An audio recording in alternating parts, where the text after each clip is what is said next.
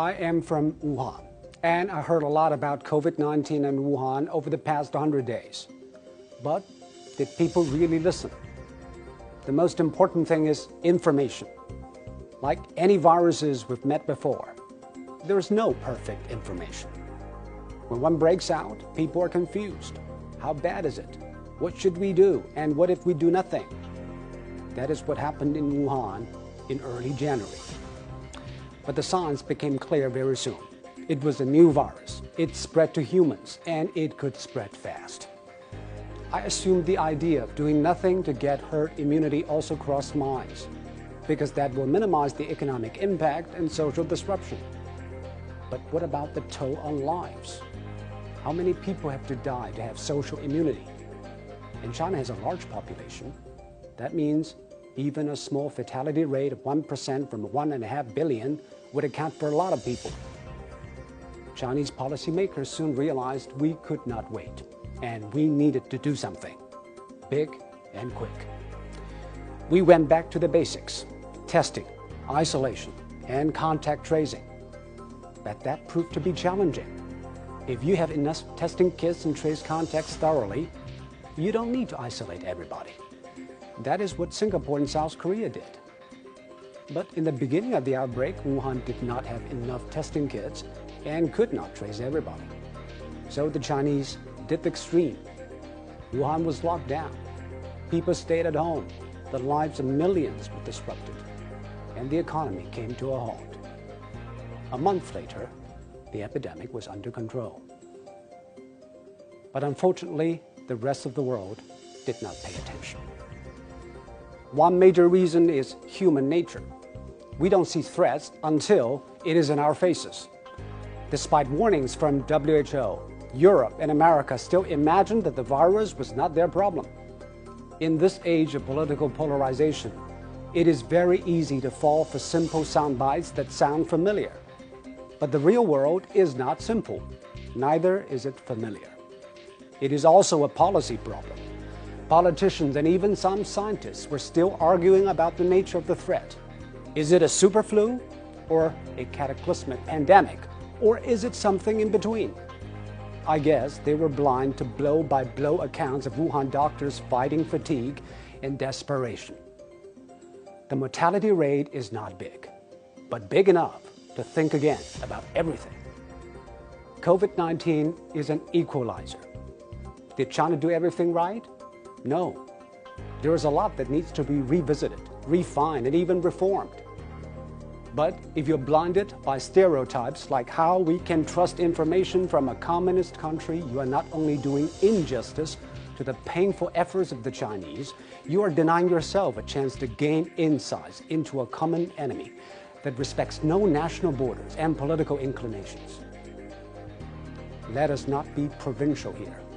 Some of the ideas and practices might not apply elsewhere, but it won't hurt to listen. Isolation means isolation. It needs compliance from the people. China underwent a period in which the government moved infected patients and even their close contacts from their homes and put them in strict quarantine. That is extreme. But that also dramatically cut down infections. People think of the Chinese as disciplined, but what I saw in Wuhan was beyond normal discipline. Nobody stayed indoors because their apartments were blocked by metal bars. They stayed at home because they commit to each other. In general, the lockdown in China was much more severe. Of course, the debate about individual rights and public health will go on. But when the house is about to burn down, we don't argue about our bath time. But there are things unique to the Chinese system, of course. For example, the relationship between the central and the local governments. The central government in China plays the role of a champion, guide, coordinator, supervisor, and guarantor of last resort. So when I saw Governor Cuomo of New York begging the federal government to step in to get ventilators, I thought, wow, what a difference different systems can make.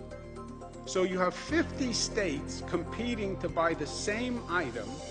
We all wind up bidding up each other. In February alone, the central government in China sent 16,000 ventilators to Hubei. Yes, one part of the country is locked down, but it is not cut off. On the contrary, it is lifted up by the rest. The American system is different. The federal government in D.C. is not the central government in Beijing. But to deal with the epidemic, strong central leadership has undoubtedly helped. I'm not saying the Americans should copy and paste. They would not and could not. But at least they should understand the forces at work and help their system improve. Of course, different societies have different values. The Chinese prize collective benefits, and the Americans value individuality. But we need not go one way or another. We need to keep a new balance when the wind blows hard and from an unknown place. COVID-19 could also be a great corrector. Drop all the lenses that might blind us, because even with the best knowledge and will, it might not be enough, let alone being distracted by all the bias and bigotry.